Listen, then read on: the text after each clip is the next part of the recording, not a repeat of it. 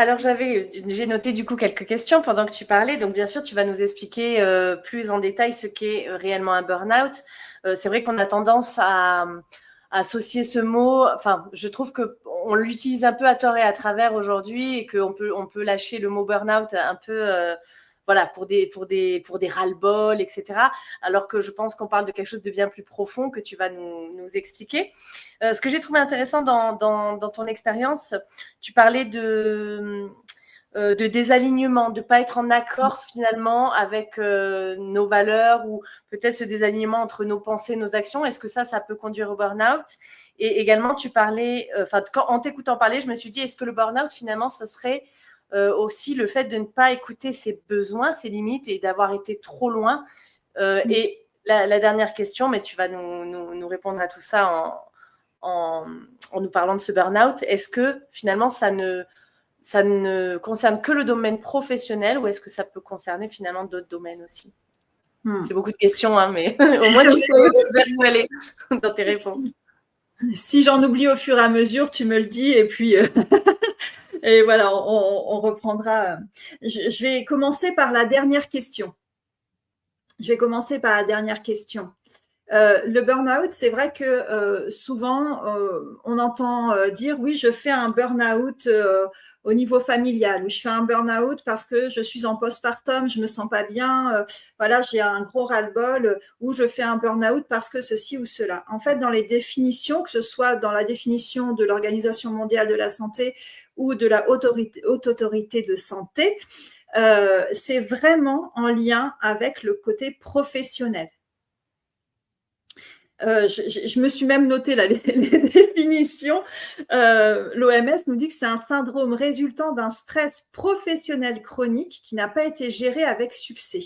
La définition de l'HAS est un petit peu pareille, mais l'HAS nous parle d'un épuisement physique, émotionnel et mental lié justement à cet investissement prolongé dans le travail et qu'on n'a pas réussi à gérer en fait tout ce côté physique, émotionnel et mental. Donc le burn-out, si on entend ces définitions en fait quand même de l'OMS et de l'HAS, c'est bien en lien avec le travail. Et burn-out, la traduction, c'est épuisement professionnel. Voilà, le burn-out, c'est la version anglaise. Et donc, c'est la définition, la traduction, c'est épuisement professionnel. Donc, c'est bien en lien avec le côté professionnel. Tes autres questions, je vais y répondre au fur et à mesure. D'accord. Et puis, n'hésite pas à me faire un petit signe si je vais trop loin. Et du coup, on voit bien que le burn-out, surtout avec cette définition de l'HAS, épuisement physique, émotionnel et mental, ce qu'on associe très souvent à un côté juste psychologique, mental, eh bien, on voit bien là que le corps est vraiment très, très présent dans ce burn-out et que ça vient d'un dérèglement neurophysiologique. Et je pense qu'il est important de comprendre les mécanismes du burn-out pour pouvoir repérer les signaux. Et c'est là que je reviendrai sur ta question de tout à l'heure.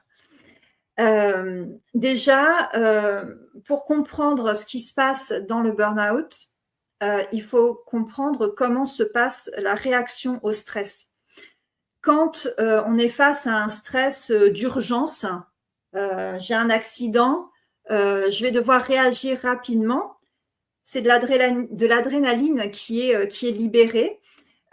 Et qui va me faire réagir aussitôt, ou pas d'ailleurs. Hein, ça peut être la mode survie, mode fuite, ou alors on reste sidéré. Mais l'adrénaline rentre en jeu, qui nous permet de nous protéger. Et lorsque le moment d'urgence est passé, eh bien, on va décharger cette adrénaline. On va avoir des palpitations, on va trembler, on va avoir des sueurs froides. Enfin, voilà, on connaît tous, en fait, ces situations où on a eu un gros stress et puis après, je suis en état de choc. Souvent, on parle d'état de choc. Je décharge toute l'adrénaline que j'ai emmagasinée au fur et à mesure, enfin, juste pendant ce petit laps de temps. Pour le stress chronique, et dans le cas du burn-out, en fait, ça va être le cortisol qui va être libéré au fur et à mesure. Vous savez, quand vous avez ce petit bonhomme là qui pédale, qui dit ah ben oui, tiens, il va se passer ça, mais donc s'il se passe ça, je vais faire ça. Et si je fais ça, il peut se passer ça. Mais par contre, il y a un deuxième scénario parce que s'il se passe ça, peut-être que truc est... Voilà. Et là, on se crée en fait des raisonnements contrefactuels. C'est Andrew Bernstein qui a décrit ce phénomène-là, où on va anticiper sur des problèmes qui n'existent pas. Et comme notre cerveau, il n'a pas la capacité de différencier ce qui est vrai de ce qui est faux, et du coup, on libère du cortisol. Oui, Hélène. Magali, on ne voit pas du tout, mais vraiment du tout, ce à quoi tu fais allusion. Ah ouais, je me doute. Le petit truc qui pédale, elle est... Pas du tout, Magali. Le hamster qui tourne dans sa roue, ce genre de truc. En effet. Et du coup, c'est le cortisol qui va être libéré pour gérer en fait cette situation de stress. Sauf que comme le problème n'existe pas, on ne va pas pouvoir décharger ce cortisol, on ne va pas pouvoir s'en servir, contrairement à l'adrénaline en situation d'urgence. Donc, ce cortisol, il va s'accumuler. On passe en mode survie. Donc, en fait, quand les premiers signes du burn-out arrivent, ça fait déjà longtemps qu'il est en train de se préparer. Hein. Ça fait déjà longtemps que le cortisol est en train de s'accumuler. Et puis, on passe en mode survie. Il peut y avoir des troubles du sommeil, des troubles digestifs, des troubles de l'humeur, la concentration qui est de moins en moins présente. Et puis, mode survie. Et puis là, c'est comme la petite goutte d'eau qui fait déborder le vase, où on s'intoxique soi-même avec notre propre cortisol. Et là, il se provoque, quand il y a trop d'eau, ça déborde. Il y a un effondrement. Et là, c'est la fatigue extrême, c'est des malaises, c'est le corps qui cède complètement. Une de mes formatrices de la formation de yoga, nous comparer en fait cette situation de surintoxication au cortisol et d'arriver en burn-out. C'est comme si on avait les deux jambes cassées en 3 endroits, les 2 bras cassés en 3 endroits, le buste cassé en 3 endroits et un traumatisme crânien x 3. Donc, on ne peut plus rien faire. Le corps, il est complètement... il peut plus. Il ne peut plus du tout.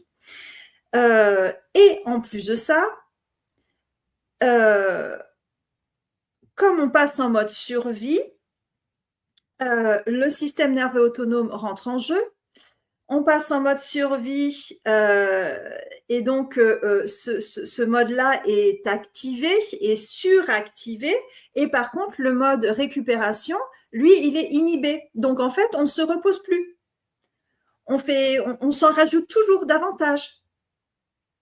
Et non, mais je ne vais pas me reposer, ça va, tout va bien, j'y vais, je fonce, j'y vais et je n'ai pas besoin de me reposer. Non, pas du tout. Non. Donc ça, c'est un des signes qu'on est en train d'arriver à un burn-out. Et bien sûr, rajouter à ça, donc là, on voit vraiment que c'est neurophysiologique, le burn-out,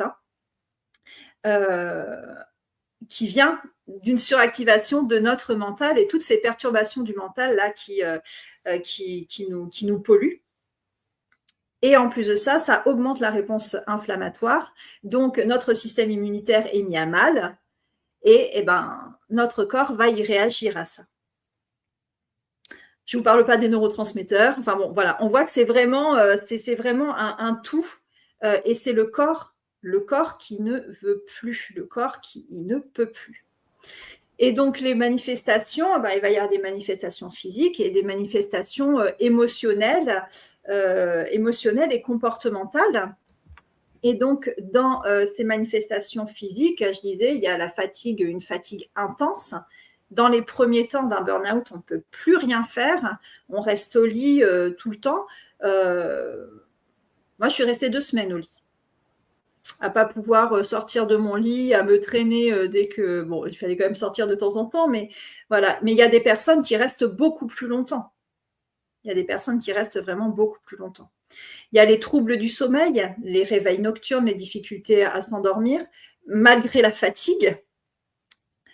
Il peut y avoir des maux de tête, des douleurs musculaires, des troubles digestifs en fonction de la personne. Ça va être constipation ou au contraire des diarrhées.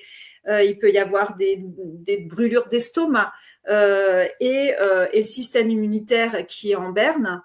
Et donc, dès qu'il va y avoir un petit rhume, il sera pour soi, ou les intoxications alimentaires, ou des infections urinaires, il va y avoir plein de choses qui peuvent apparaître comme ça.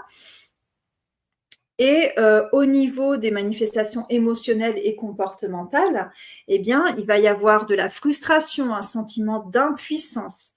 Dans le travail, une dépersonnalisation, une distanciation émotionnelle. Il peut y avoir un surinvestissement, mais avec il peut même y avoir un dégoût en fait de ce qu'on est en train de faire, alors que jusqu'à présent, on pouvait très bien aimer son travail. Moi, j'adorais mon travail. Mais le contexte faisait que c'était plus possible. Souvent, il y a de l'anxiété et de la dépression qui s'ajoutent dessus, sachant que souvent, on entend, oui, mais le burn-out, c'est une dépression, c'est une forme de dépression. Non, le burn-out et la dépression, c'est des choses qui sont complètement différentes. Le burn-out, c'est une situation de stress qui est provoquée par quelque chose, alors que la dépression, c'est un dérèglement hormonal et qui n'a pas de cause apparente, qui n'a pas de cause extérieure apparente. Donc, c'est vraiment pas du tout la même chose.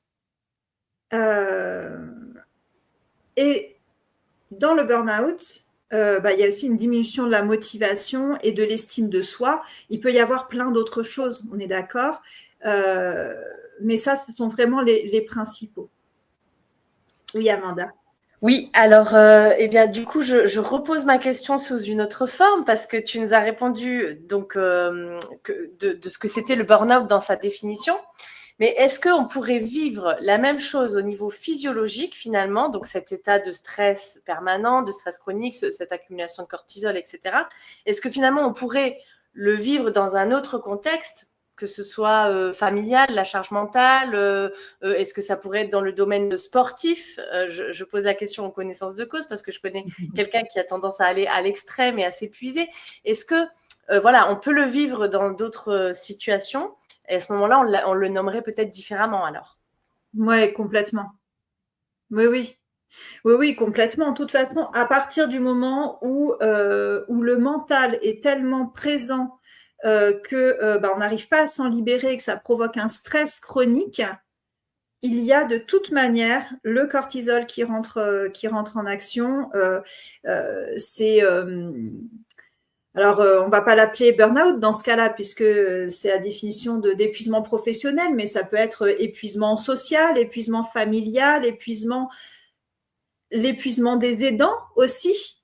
Les aidants qui sont un soutien pour un parent, un enfant, enfin un parent au sens large qui est malade. On le voit souvent, ça, vraiment les aidants qui sont épuisés, qui n'en peuvent plus. Et qui, on dit, se font un sang d'encre, mais oui, c'est ça, et toutes ces pensées, toutes ces peurs aussi qui remontent, et toutes les croyances limitantes aussi dont on n'arrive pas à sortir, tout ça participe justement de cet épuisement.